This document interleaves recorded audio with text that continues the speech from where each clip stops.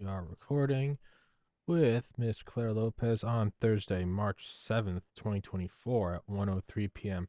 Eastern Time. And as I just told Miss Lopez, and as you guys have seen over the last week, new sponsor, American Hartford Gold, which it is cool because I have been buying gold for like the last 3 years. And it started coincidentally, or not coincidentally, kind of randomly enough. I read a book in summer 2021, and it's The Creature from Jekyll Island by G. Edward Griffin. And that was before, I don't know, Joe Biden printed like half the US dollars in existence. And yeah, so it actually is something I do. You know, it's like working out or like my pillow, like the blanket. It is actually something I use. It's something I can't really fake. It's just, it is what it is. I've that's how I try to do sponsors or stuff I actually use. And yes, so guys, please go to that link. They are supporting the show. So the show that you guys like and the vast majority of people like to enjoy for free, the interviews I do about either election fraud or COVID or anything in between, that's all enabled because I'm not beholden to a platform like YouTube or something. So that is something that's very, as much as I don't like doing ad reads because I feel slimy, it is something that I'm very sincere about. Yeah, I think the trucker protest was a perfect example of, crypto's cool and all. I don't know anything about crypto. I'm not going to pretend like I do, but there's something very unappealing about the government being able to hit a switch and a bunch of your ones and zeros vanishing. So please go to that. It's in the description. Use promo code Tommy. Oh, and if you use promo code Tommy, you get a chance at winning $5,000 of silver. And I pulled this brick out of my safe.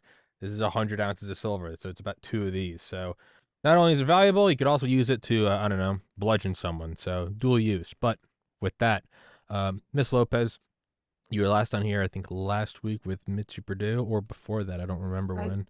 Was it last Yeah. week? And Yeah.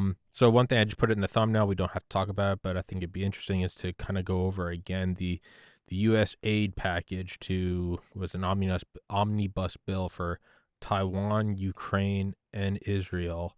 Um, is that did that go through? Am I completely living under a rock? Um, I'm a little behind on this myself, but I think the spending bill did go through, but I think also some of the individual uh appropriations were separated out. I'm really not sure, but my understanding is that right now there is a bill um, in the House of Representatives that Speaker Mike Johnson so far has refused to bring to the floor for funding for Ukraine. And I'm not sure why the reluctance. I don't get why he would hesitate for a second to help fund Ukraine. I don't get that, but that's my understanding right now. Does it have anything to do with? Would it have anything to do with Super Tuesday? Obviously not today. Last, or is that today? Super Well, Tuesday I mean, I today. know their schedule at the House No, you has mean been Thursday. super crazy busy. They're trying to separate out these bills, like I said, and present them, one by one bill, one topic, right? Which is what they call regular order, and that's how it should be. And my understanding was that this week they were trying to get six of those bills through the House, and then next week another six for a total of 12 appropriations bills in 2 weeks. So not completely sure where they are with the first six, um, but I do understand that the speaker is not bringing funding for Ukraine to the floor right now. In And terms I think that's just an absolute shame. I can't imagine why he wouldn't do that. in terms of just like 100,000 foot view, I've made the comparison, and I know it's not a unique comparison to the the years leading up to and into World War III, or not World War III, World War II, which I think is most widely not wide yeah widely accepted. Excuse me, I'm tongue tied today. Is most widely accepted to be September 1st, 1939, with the German invasion of Poland. But if you look back to the previous 6 years, Hitler coming to power, and then you can unwind it even more, go back to the Treaty of Versailles. You can kind of see all of the blocks laying for an inevitable conflict. Do you think there's any sort of, I don't know, learn our lesson from both getting into World War I after saying that we weren't going to, and then World War II, the whole Lend Lease Act, where we're just watching this thing kind of form, and most of America saying we don't want to be part of it, but FDR sending all this money and equipment to Britain because we're looking at this thing as it's slowly turning into a firestorm. And as we can now see with both those wars in hindsight, there's really never any avoiding it. Geographically, it's tempting to say we can avoid it because, we're over here.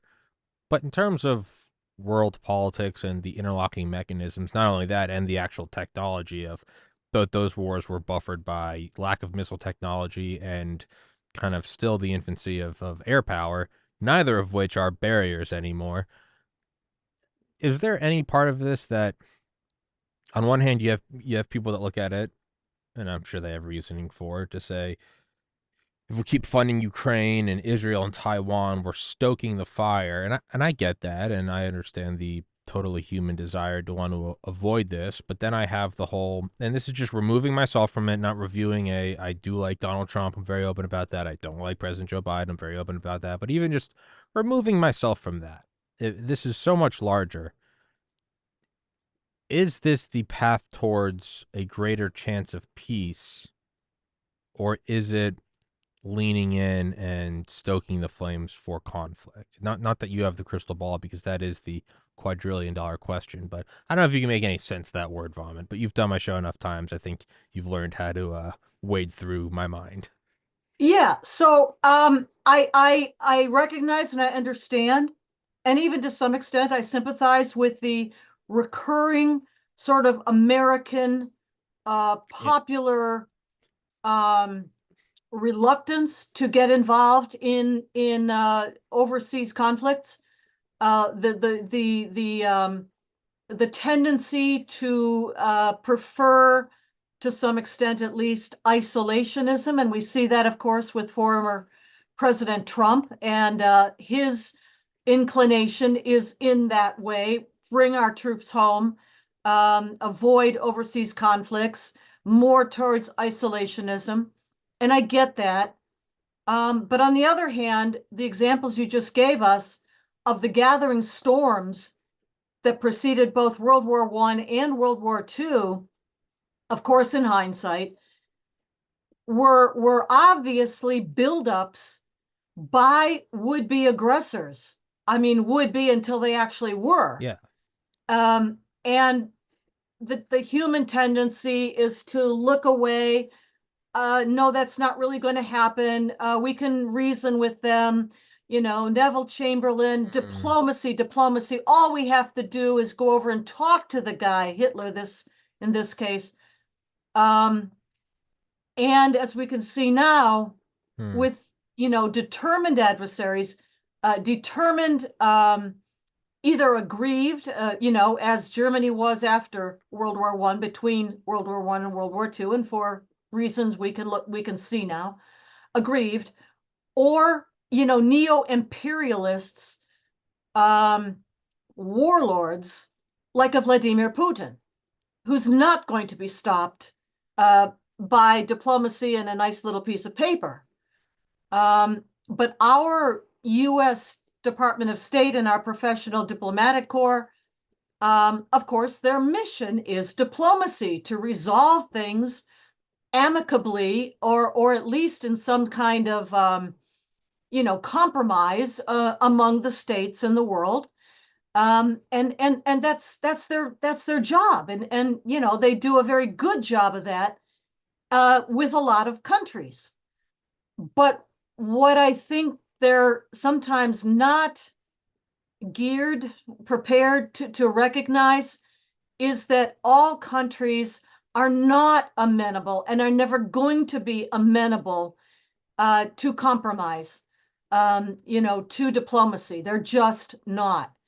And I think Vladimir Putin is a very good example of that. He's been on an expansionist, um, you know, path, at least since he probably came to power something like 20, what is it now, 24 years ago or so. Um, he has openly, and this is the other thing, we don't listen to what they tell us, because in a lot of ways, They tell us out loud ahead of time, this is what I want, this Hmm. is what I'm going to go for, and I don't care if you stand in our way, we're going to go for it, you know? And so we heard that from Hitler and the Nazi Party leading up to World War One. I'm sorry, World War Two. World War One, it wasn't necessarily any one particular aggressor, although Germany led the pack eventually, but it was rather, the gathering storm, if Mm-hmm. you will, of these, The various powder keg of opposing Europe. alliances building up and arming against each other. But go to World War Two. Hitler told us very clearly, Hmm. way ahead of time, what he believed, what he wanted, what he was going to do. Mein Kampf. How many people read Mein Kampf before World War Two? You know, how many people today read the speeches, the writings of Vladimir Putin? And there's a lot of them, and they're in English, translated. They're online. You can find them. And as I said, beginning with the collapse, the breakup of the Soviet Union back in 1991, Putin was determined to reestablish that, if not the entire Russian Empire, to the best of his ability. And he said so. And we said, no, no, no, we'll just have these agreements, and we'll have the Budapest memorandum, and then we'll have the Minsk agreements. And meanwhile, Putin is encroaching in the Caucasus. He bombs Grozny, the capital of Chechnya, to smithereens. He invades the northern part of Georgia, Abkhazia and North Ossetia, grabs them. Um, these were formerly republics of the Soviet Union. He's on an adventure path in the Middle East, propping up, monstrous dictators like Bashar al-Assad in Damascus, and helping Assad, to slaughter upwards of 500,000 people in what used to be called Syria. And we still didn't believe that this was a warlord on the war path. And then, of course, 2014 comes along, and Putin grabs Crimea. Now, the history of Crimea we can talk about, that's a separate story. But under international law, whether that's right or wrong, Crimea belongs to Ukraine. There's no two ways about that. And then, of course, also in 2014, Putin begins the war in the Donbass and sends in what they call the little green men, the ones who are, I guess, dressed in green camis or green military outfits, um, but not in the uniform of the Russian Federation Army, but in green, you know, Yeah. outfits. Um, so he grabs Crimea, he grabs parts of the Donbass, Luhansk Oblast in the north, Donetsk Oblast in the south, and we still think that we can just talk to the guy or we can just reason with the guy. Well, that's a human tendency, but you would hope, or we would hope, that at some point we would learn from past experience. A Winston Churchill, hollering from the back benches of the British Parliament before World War II. Nobody listened. People warning, that Putin is going to go for as much as he can grab if he's not stopped. If he's not stopped at Ukraine, he's openly said repeatedly, the Baltics are next, Estonia, Latvia, Lithuania, they know that. That's why, in part at least, they're part of NATO. That's why Sweden and Finland have just now joined NATO. Sweden, the most recent member, just accepted. Poland knows that it's next, right on the western border of Ukraine, and other NATO countries, Slovakia, Hungary, yes, Poland, Romania, Bulgaria. Um, we have to wake up and open our eyes. This guy is not going to stop unless and until he is stopped. And then not only that, but you have to look at, you know, other characters of, Saudi Arabia, Iran, China. Like, it's not in a vacuum. He's not the only person. And I'm Yeah, no, good point. and I'm and There I'm there is an axis of, I don't know, rogues, maybe you want to call them, axis of rogues taking shape in the world right now. Obviously, Iran's Islamic Republic of Iran's regime is openly supplying Russia with missiles and drone capability too. China is supporting Russia, although in a I don't know, less obvious way behind the scenes, maybe, but with very real, substantial help using, providing dual use items, for example, technology and so forth.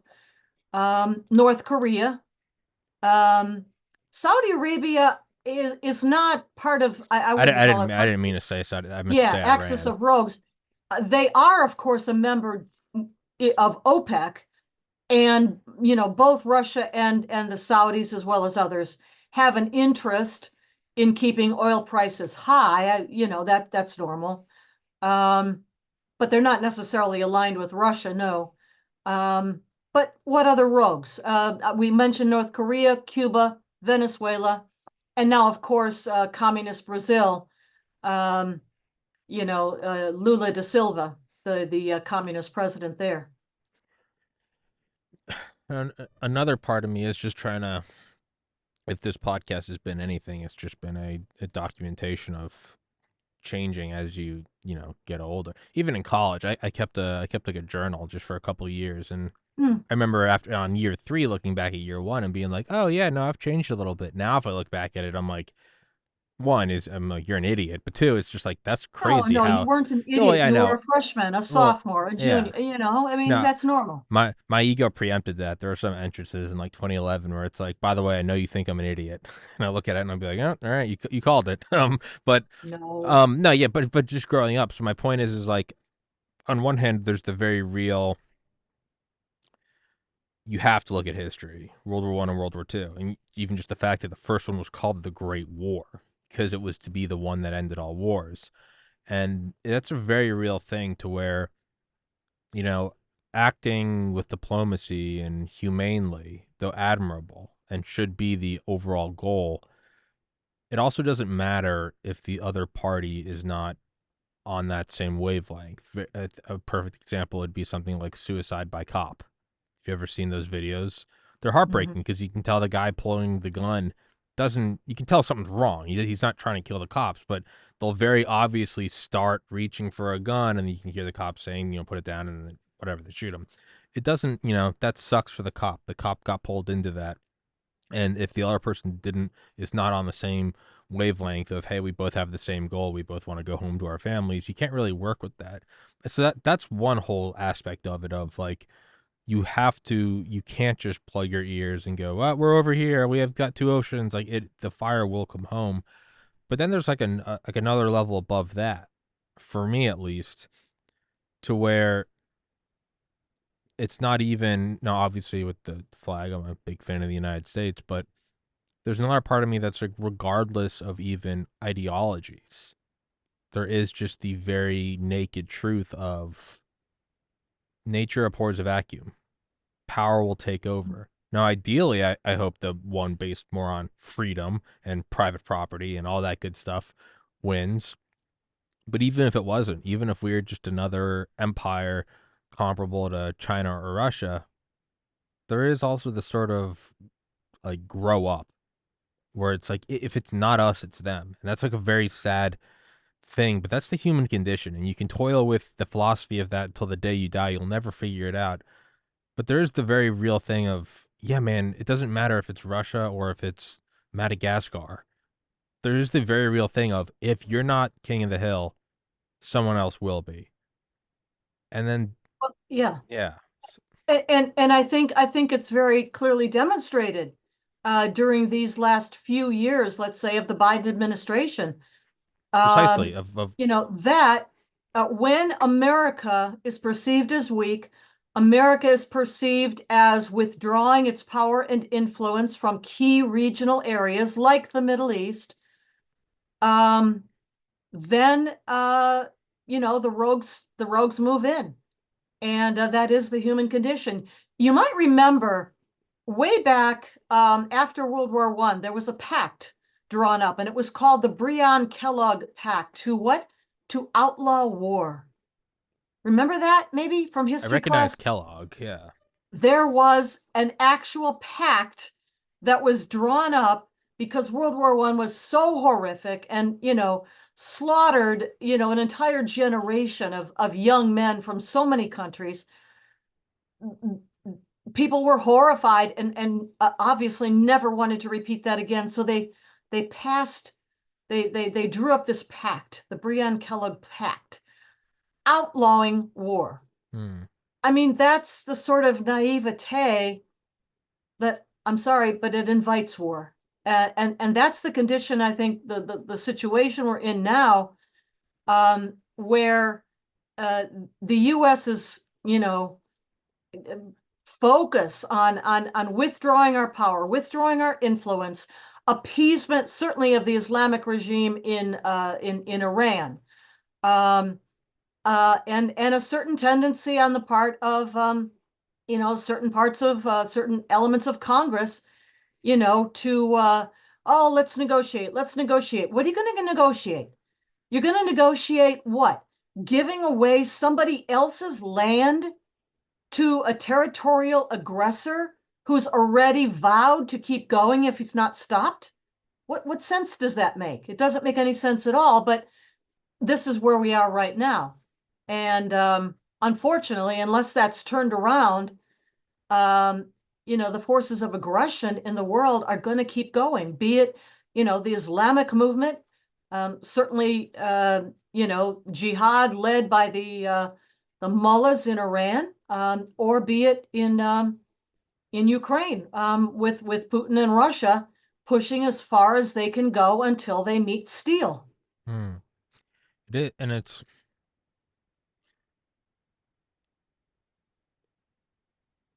Or it's Hamas. I mean, that's Iran, of course, behind it again. But I'm thinking now of Israel. So, little Israel, what happened? They were taken by surprise because they failed in properly analyzing the intelligence presented to them, I would say. But what happened after the Shabbat massacre of October the 7th? They geared up so fast and so powerfully and made a determination that Hamas, which is the Gaza proxy, jihadi proxy of the Iranian regime, in the Gaza Strip, that Hamas had to be destroyed. And they have stuck to that. hmm. It's 5 months on now since that attack. And they are methodically, purposefully, step by step, moving in the direction that they have determined they have to go to eliminate this monstrous jihadi force in Gaza. Hmm. Okay, that even though they were taken by surprise in the beginning, that's the example of how you project strength.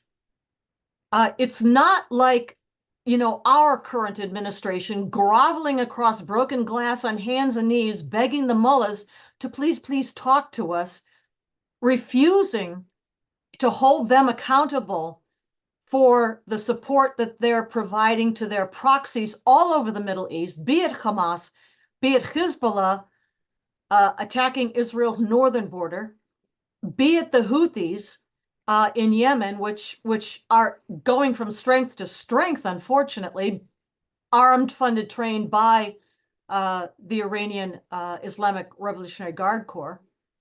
Perhaps now even moving to try to take over all of Yemen in that long-running civil war, or be it the Hashd-e-Shabi, these Shiite militias operating in Iraq and Syria and attacking over and over and over. I think it's over 200 times now against American forces in those areas. And our administration still refuses to say a word of condemnation against the Iranian regime. We'll listen tonight, with the State of the Union address. We'll see how that goes.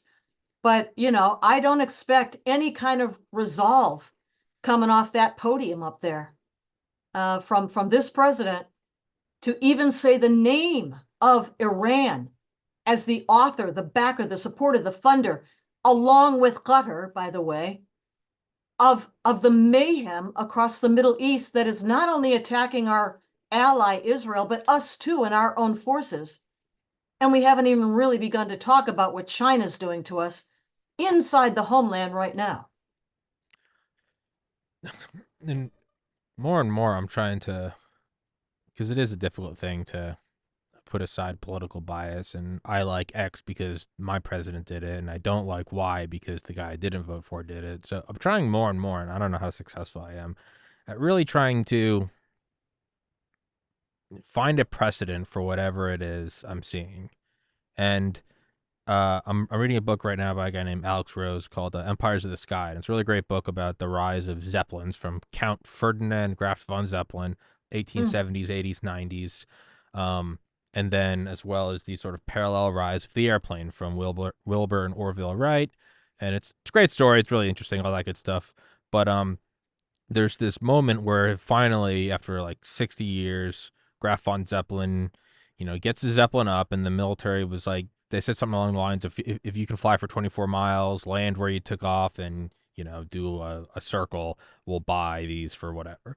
And they're going and doing this thing, and they're going on this flight, and it's taking Germany by storm. It's like 1908, 1909. And they're going on, and everyone's like, oh, this is crazy. Look at it go. It's powered flight, blah, blah, blah. And then with like 30 minutes left, they were coming up to the border of, I guess, whatever country's next to Germany. I'm failing here. What's a country next to Germany? Well, Czech Republic. Czech Oh, at Republic. that What time it was Czechoslovakia. called Czechoslovakia? They come up to a border, and the count looks at it and he goes, we've already hit everything we have to hit. We've already done the 24 hours. But let's just go across that border and then turn around. So they go across and they turn around and they land. And everyone was talking about how fascinating it is. And the military of both Germany and Czechoslovakia made a very important note. And it's that they crossed the border with impunity. And I look at that, and it's this entire grandiose idea of what does the future hold? There's going to be commercial airlines, and they're going to be able to deliver mail and maybe help people go get medicine and immigration and everything. But the real big thing was now we can cross borders with impunity. And then to fast forward 30 or 40 years after World War One, there are all these limitations on just how much tonnage Germany could build in its navy. And they were building all these ships that met the required limitations. It's not heavier than this. It only has this many guns. And then in the background, though, they were designing all of the ships they would need for if war broke out. And as soon as, Hitler comes to power, they throw all of them out the window and they start building all these ships. And then America and the UK start building all these ships. And then back to Graf von Zeppelin. As soon as Germany started with these Zeppelins, America started throwing all this money at the Wright brothers. And so my point is with that is, in terms of a new technology, no matter what it is or how potentially peace bringing it is, and as well as treaties don't mean anything.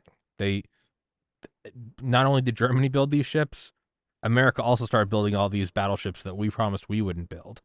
And the logic I've taken away is every new technology, like it or not, will be used to project your wants and your desires of your country on the rest of the world, and it's only ever met when the other country builds one too and pushes back. And that's Or or if the countries of the world are bound or feel themselves, allow themselves to be bound, acknowledge themselves to be bound by an international system. And I would again talk about the Westphalian yes. sovereign nation state system that recognizes individual national sovereignty with defensible borders. The countries that acknowledge themselves to be bound by that lend, uh, peace to the world. Those that do not, like a Putin, a Xi Jinping, um, the mullahs of Iran and Ali Khamenei, do not recognize those, and those are the warlords. Those are the ones that we're looking at now. in the absence of deterrence, part of that buildup you're talking about, whether it be ships or planes or tanks, artillery, what have you, if and when deterrence is credible, then it can serve to limit the adventurism of the rogues. But right now, when the foremost power on the face of the earth, the United States of America, is not perceived to be projecting credible deterrence, chaos breaks loose. And that's kind of the conclusion I've reached just through trying to look at leading up to World War One and leading up to World War Two. Nothing ever mattered unless it was backed up by deterrence. And so it was, as soon as they, so Count Zeppelin makes this point of Germany will be able to bomb its enemies into submission. And other people from other countries are saying, but you shouldn't do that. And he's saying, well, we don't want to, but should we find the need to, we will. Very quickly, you see how it all goes out the window unless it's backed by steel, iron, treads, gunpowder, manpower. And that's something that you can focus on and dwell on for as many years as you want. And I have, you'll eventually get nowhere. You'll realize that it's been the same question that was passed around, 10,000 years ago. I don't want to sharpen my spear. I don't want to kill him, but I have to. It is what it is, and you can get lost in that forever. But eventually you do reach the conclusion, and from historical precedents, that is what backs up the world. That is what backs up. So agreements, borders, treaties, all well and good, all a progressive thing of humans to sort of leave the caves behind. It's backed up by weaponry, and it just is what it is. And I think that's kind of a realization I'm having more But and even if more. a country like ours, has a powerful military, I mean, Well, you have red to high use it, heels and the yeah. lipstick aside, okay, all the Sure, colored flags sure, put, maybe not perceived so powerful anymore. sure. But if it's perceived to be powerful, but at the same time, if the leadership of the country, that's ours at the moment, is perceived to be lacking in the willpower to deploy that military power, Meaningless. then all the guns and the ships and the tanks and the submarines aren't going to make any difference. Yeah, They will take advantage of us, as the Islamic forces of the Middle East are doing right now. yeah. Nobody believes over there that we're going to do anything meaningful to stop the Iranian octopus from deploying all of its tentacles all over the Middle East, because we've shown over the last 3-4 years that we're just not going to do that. And so that destabilizes the world order in a way that is really very dangerous. Mm. And that's where I think we are right now. I mean, we, add to that, we haven't even talked about, I mentioned China, all kinds of, aggression inside of our country right now, wide open southern border through which are pouring. I mean, we have to understand that everybody coming through that border is not just coming for the handouts and the freebies. Yeah, probably most of them are. But among that flow are jihadis, terrorists. There are Chinese jungle tigers. We've talked about them before. Mm-hmm. All kinds of human traffickers, of women, of children. Um, and it's not stopping. And why And and there's why no wouldn't they? perceived will to stop it. And so it will continue. And why And wouldn't we they? are being debilitated, infiltrated from within. This year, 2024, I've been talking about this in a lot of places, and just written a new op-ed piece, which should come out in another day or two, about this. But this year, I think, is shaping up to be tumultuous, chaotic, and violent on our streets. 2020 on steroids. Um, Real quick, I really have to use the restroom. Claire, can you tell everyone where to find your writings, where to find all that good stuff? Sure. I do not yet have a website. I really need to get one. But you can find the things that I write and interviews like this one with Tommy at places like the Citizens Commission on National Security, the American Truth Project, also the United West. There, we've got a couple of programs, and you can find them at the homepage and on the tabs at theunitedwest.com or .org. One is for Defend the Border, and that includes all kinds of videos, documentary films, and writing about our southern border, northern one too. Other places you can find me include the Near East Center for Strategic Engagement, where I am a board member for Sargis Sangari. And as the name of that organization suggests, of course, it is focused on events in the Middle East. Then I'm also on social media.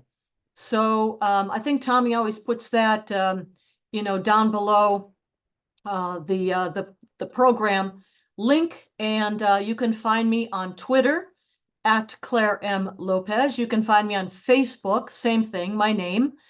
I'm on Telegram. There, I'm at Lopez Liberty. That's the name of my company that is registered in the Commonwealth of Virginia. And then finally, of course, you can find me on Truth Social, where I am at Clarecho, at CLARECHO,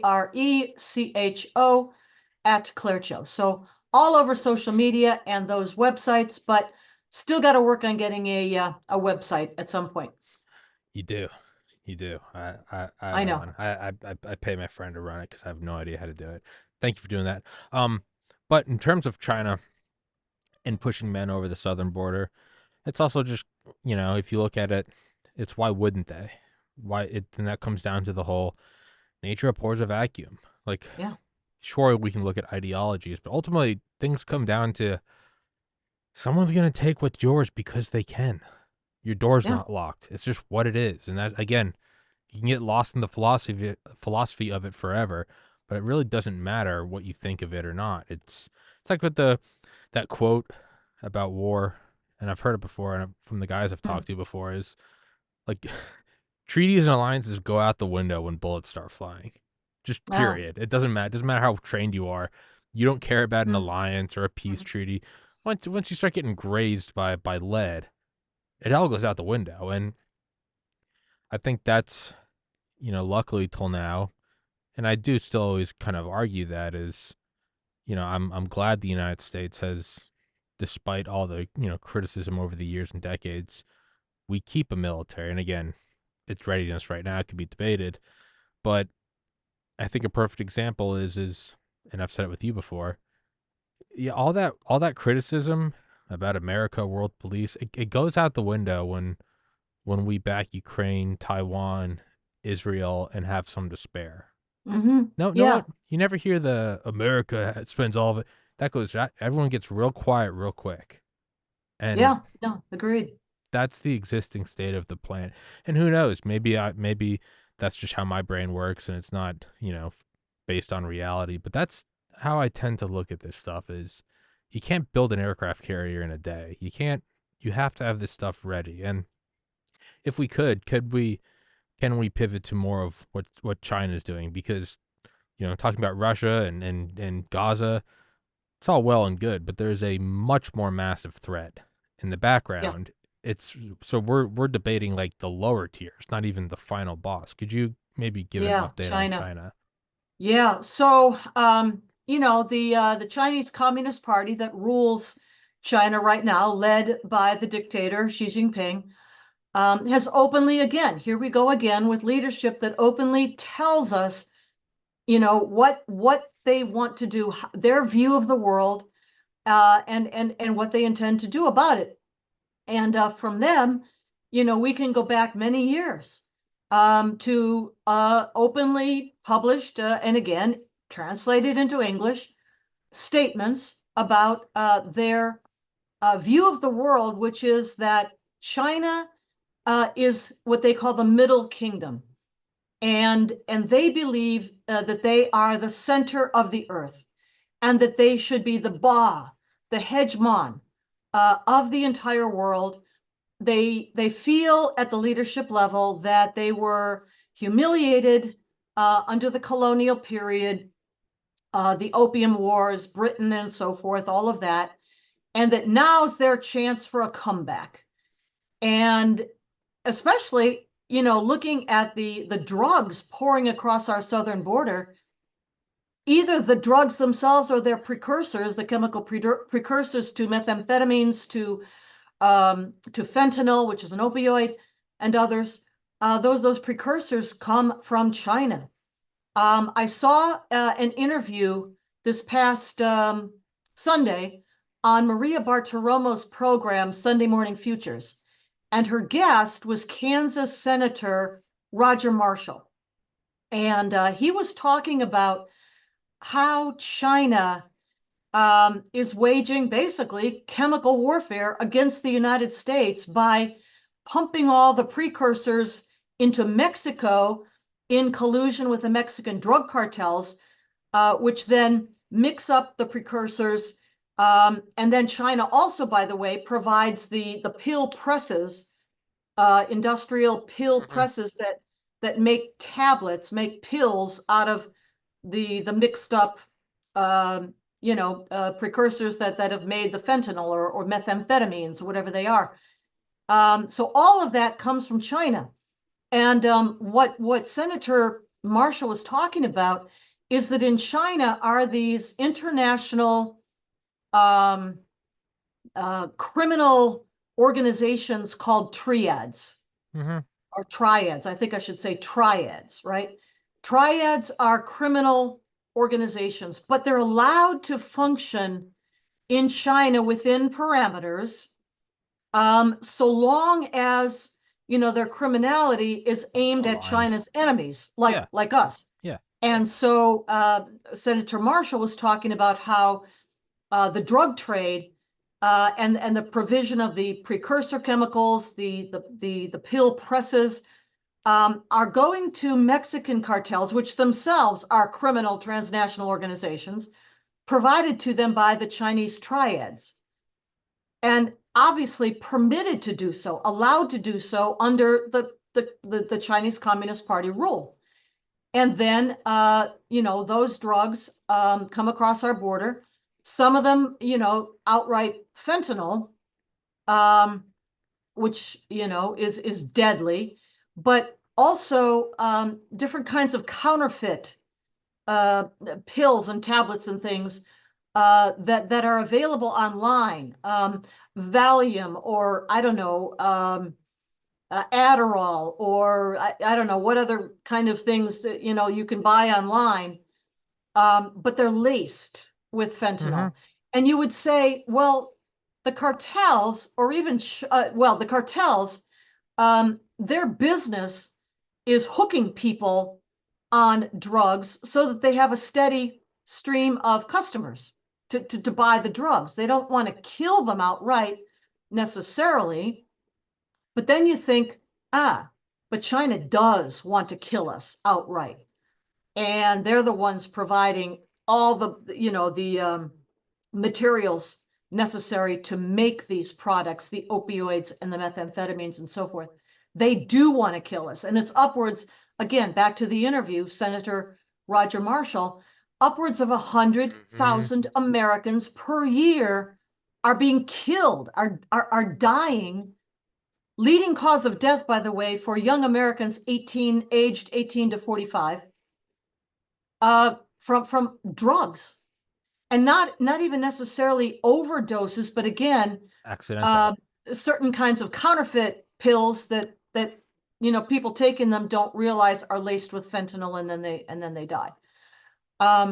So this is all.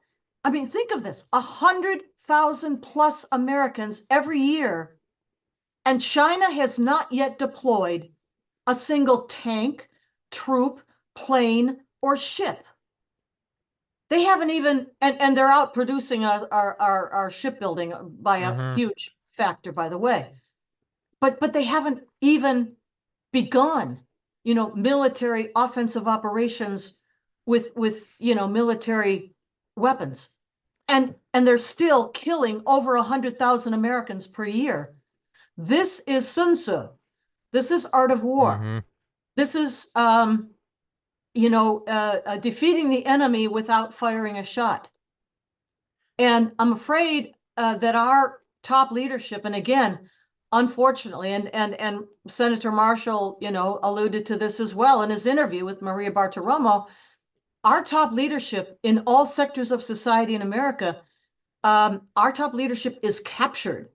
Peter Schweitzer, elite capture by China. And what do I mean? I mean academia, government at every level, the media, obviously, public health, sports, entertainment, Wall Street. Every last one of those sectors of our society, the leadership has been captured by China through enticements, through outright buying them, influencing them, luring them into relationships like happened with our public health institutions, CDC and the FDA and the NIH and so forth. They're all lured into a relationship of some kind with the Chinese Communist Party and the People's Liberation Army that together are running both an offensive biological weapons program and, as we talked about, chemical weapons program. Nobody will speak a word about this. Now, I've written it and about it. The wonderful Dr. Robert Malone, whom I just saw recently at CPAC, graciously published a couple of my pieces, one back in October of 2022, another one after that in January of 2023, and other places that I've published, like Red Star, what is it called? Red Star Zero, where in these pieces I'm talking about the Chinese biological weapons program and how, for example, in particular, our public health institutions, have been lured into relationships with them financially, collaboratively, research-wise. But nobody in Congress will speak a single word of this, no matter how hard we try. Well, how hard I try. So this is part of what China's doing. Of course, we talked about that open southern border, and the certainty, a high likelihood at least, of, that open border being north and south, by the way, but especially south, being taken advantage of by Chinese military-aged young men who've been reported by Michael Yan, Todd Bensman, others, as pouring across that border by the thousands. And no, they're not the ones coming through the port of entry and showing their little CBP-1 app on their phones. They're the ones coming in between the ports of entry, not to be seen, not to be caught. They're here. They're here. They're forming cells. They're preparing to attack us from inside the country. Pre-attack, casing, surveillance, trading, and coordinating. So, I mean, all of that. We've got, a Chinese embassy providing command and control in Washington, D.C. We've got United Nations mission in New York City. We've got an additional 4 Chinese consulates, one in New York, one in Chicago, Los Angeles, and San Francisco. We've got all these reported secret, not so secret anymore, but police stations across the country. We've got, in addition to that, separately, these special service stations, whatever they're for. And, oh yes, maybe here's where the command and control center is, and that's the Chinese mission on Cuba, where they not only have taken over the old Soviet Lourdes intelligence collection, technological collection facility, but also have entered into a joint military training program with the Cubans on the island of Cuba, 90 miles, off the southern part of Florida. So, there we go with a bit of a overview about what China's doing. And we haven't even talked about academia, the Confucius Institutes, or the Thousand Talents program that co-opts professors and deans and presidents of universities. Um, so the media, National Pulse, Rahim Kassam's National Pulse online outlet, and some wonderful writers, including Natalie Winters, way back in, when was it? Between 2020 and 2021, if I remember right, published articles in which they listed our various media outlets, printed, newspapers like New York Times and Washington Post and so forth, as well as online outlets, Instagram and TikTok and everything else that's online, and also cable news TV channels like CNN, MSNBC, NBC, and so forth, and social media otherwise like a TikTok.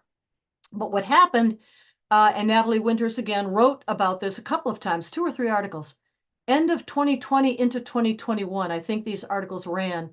They're still available. You can find them online about how the Chinese lured, lured the top levels of these editors, writers, publishers, so forth, of all these different media to China on really nice, all expense paid junkets where they went to see the Great Wall of China and ate wonderful Chinese food. The cuisine is fabulous.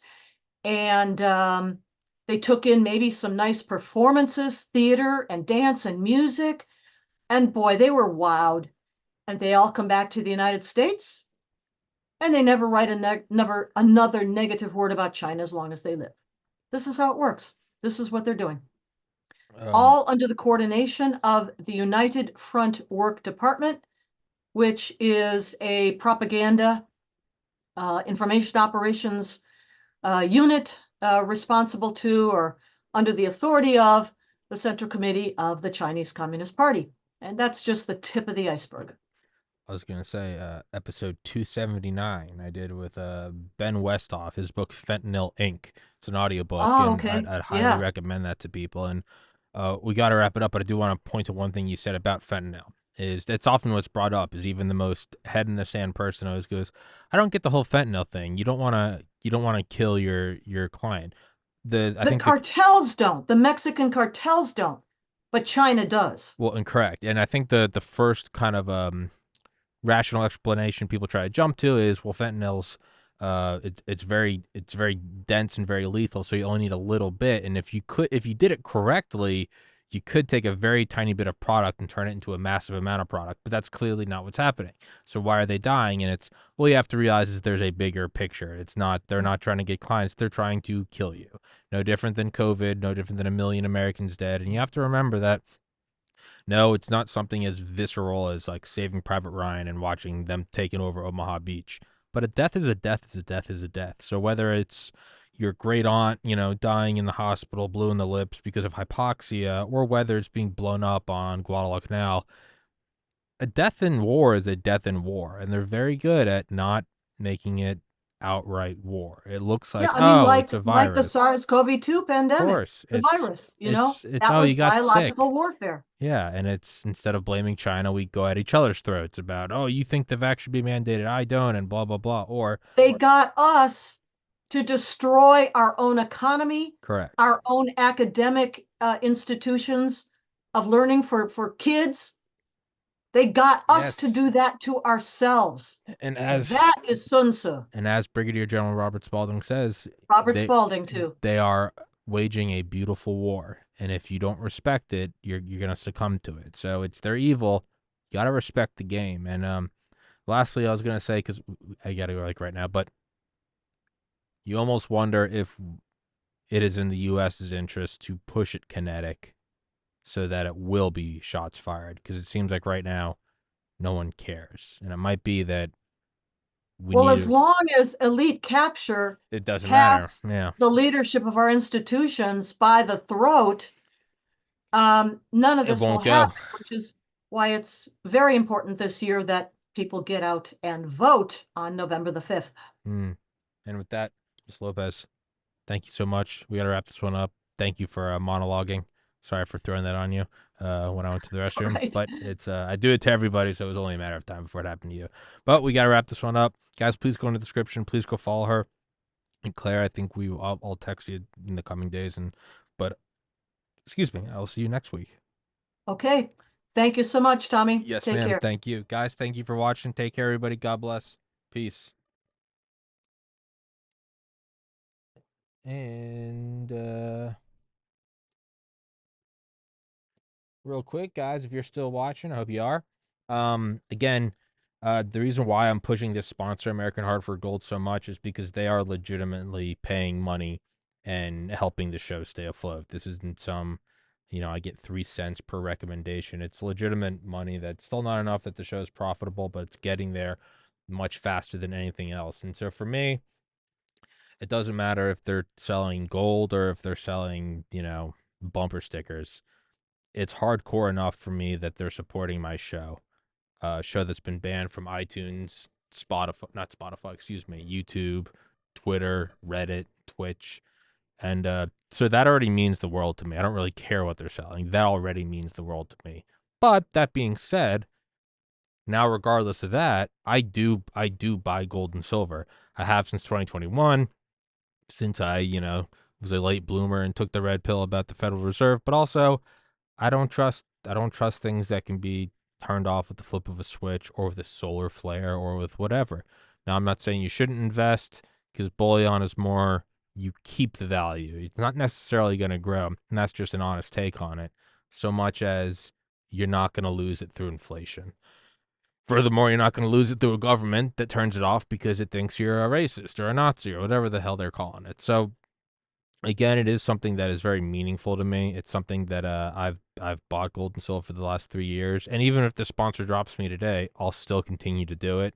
They don't have monopoly on that, so it is something that I like working out or like meditating is something that I can with my heart and soul pitch because it's something I do believe in. And as much as I don't like doing ads, I also don't necessarily feel entirely slimy because it is something I do believe in. And if you go use Tommy, I think if you text it to 65532 or go to American Hartford Gold, the link is in the description. Um, you can go get a sample for not a sample. You have a chance at winning $5,000 of silver. And I held it up earlier. This is 100 ounces. I've had this for, I don't know, a year now. This is like, I think 3 grand, a little over 3 grand. So you're almost looking at two of these, which is awesome. It's heavy, it's shiny, makes your monkey brain happy. You can also beat someone with it. And, in the case of a, breakdown of the social order. So that's something. So, but I got to run because I got another guest coming up right now. So, guys, thank you so much for watching. And, yeah, peace.